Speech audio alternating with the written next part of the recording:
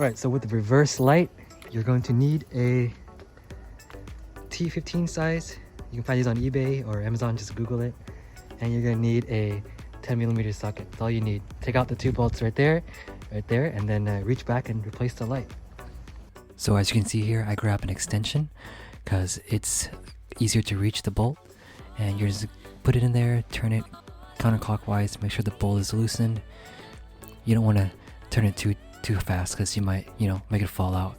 So I use my hand here just to loosen it, and then get the top one to come out, and then go ahead and switch over to the bottom bolt, put it in and just crack it counterclockwise until it comes loose, and I should be good to go here.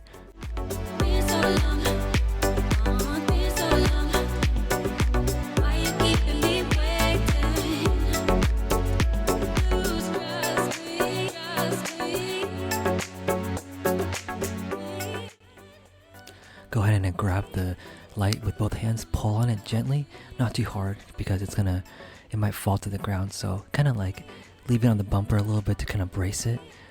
You might have a lot of spider webs in there like I saw, and then clean it up. Here I'm removing the reverse bulb, pull it out. If you look closer, you notice that it's burnt out. I use a little towel right here to remove the bulb, set it down aside, and then crack open the new T15 LED reverse lamp, and then just pop it in.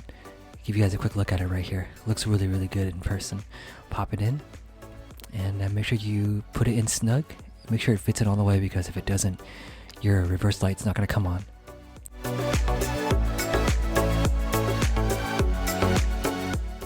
Go ahead and put it back into the socket and turn it clockwise until you hear a click to snap it in place. Gently put back the headlight, tail lamp, and make sure everything's aligned.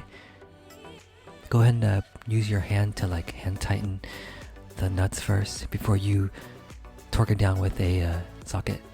I do on the top and the bottom part to make sure everything is snug and so it holds the rear lamp in place.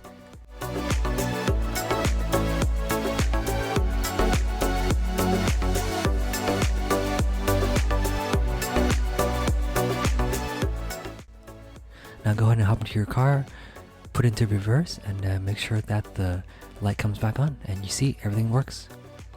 Go ahead and grab the extension, change your setting back to clockwise so you can tighten it down. Hand tight, not too tight. I just use feel to make sure that it's tight. Basically it's one quick snug turn and then you're good to go. Do the thing for the top and the bottom. And that's it. Make sure you do it for the other side and you should be good to go.